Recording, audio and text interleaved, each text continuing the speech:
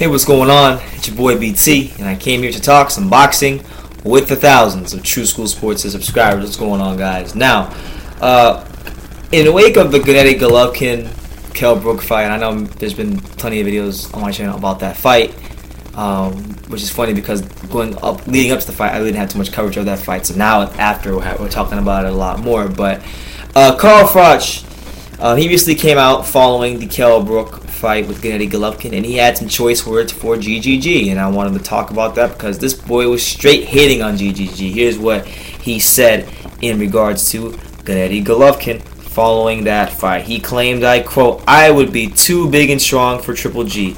I'm going to upset the boxing world now and say that if that was me in there tonight with Golovkin, I would have beat him. I'm telling you now, I'm not even joking. At super middleweight, the amount of people that told me that tonight, I would have had the height, reach, size, weight, strength. I said it ages ago, didn't I? Too big, too strong. I don't think he'd go up. Golovkin, I don't think he'll fight at super middleweight. I don't think he wants to jump up and take on any strong super middleweights. Based on that performance, he is strictly a middleweight." He then says this. He was saying this about the fight. He said he had Kell Brook ahead on his card. He said, I quote, "Kell Brook was ahead on my card. You could see that he could have won the fight because of the weight advantage." Or I think he might be talking about GGG. Either way, regardless of what he's saying about who was ahead or who wasn't ahead, he's definitely hated because, as we know, Kell Brook, or the Golovkin Froch fight, that was a fight that could have been made following Carl Froch's massive win over George Groves, where he knocked him out in front of 8,000 people at Wembley Stadium. That fight did never happen. He never signed a contract. He never looked to fight GGG. In fact, he seemed to be very happy in his retirement and collecting those checks from Sky Sports to televise their fights. Now, am I going to get mad at Carl Froch for doing that? No. You get a job that pays really well to talk about boxing and not get hit.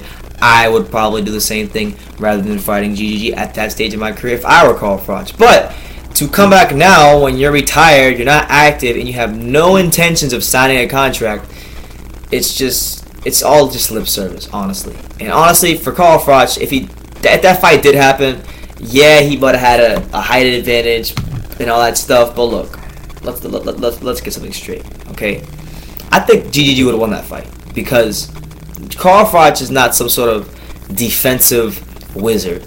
I think he would have been there all night to be hit by GGG. GGG would have got past his jab, would have stalked him up and down the ring, cut the ring off eventually, hit him with body shots, break him down, and he would have eventually. I think Carl Froch would have got stopped easy by GGG.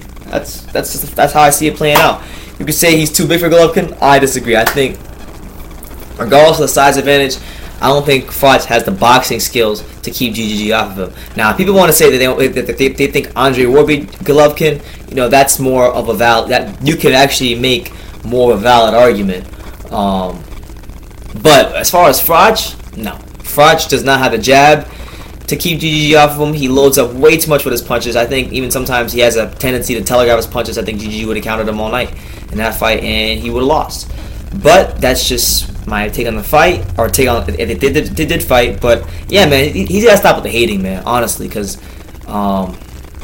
Golovkin didn't look his sharpest. It wasn't his best performance against Kell Brook.